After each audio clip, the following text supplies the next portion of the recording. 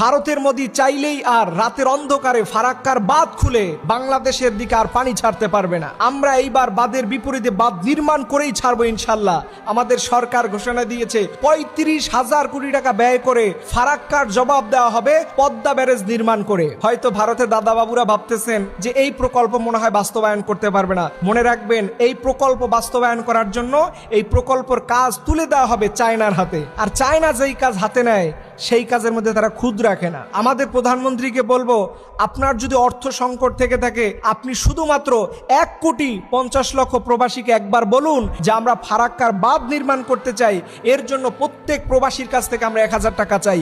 এই প্রত্যেক প্রবাসী যদি ১,০০০ করে টাকা দেয় তাহলে এই টাকার পরিমাণ দাঁড়াবে ১,৫৫১ কোটি টাকা। এই টাকা দিয়ে ওরকম ৭-৮টা ফারাক্কা বাঁধ নির্মাণ করা সম্ভব। ভারত আমাদের একমাত্র প্রতিবেশী যার বিরুদ্ধে আমাদের সবসময় কথা বলা লাগে। ভারতের সাথে ৬টা দেশের বর্ডার আছে। আপনি কি কখনো শুনছেন ভারত সেই দেশে পানি ন্যায্যভাবে দিচ্ছে না? আপনি চায়নার দিকে তাকান, পাকিস্তান, নেপাল, ভুটান, মায়ানমার, এই সীমান্তগুলোতে ভারত কিন্তু কোনো দাদাগিরি করতে পারে না।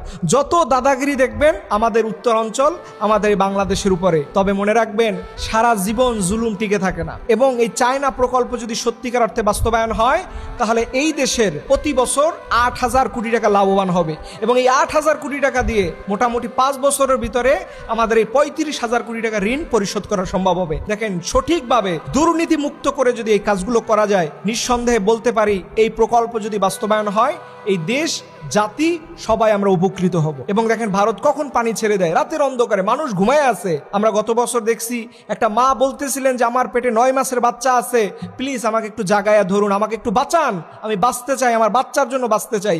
এরকম নির্মমতা আমরা প্রতি বছরই দেখি।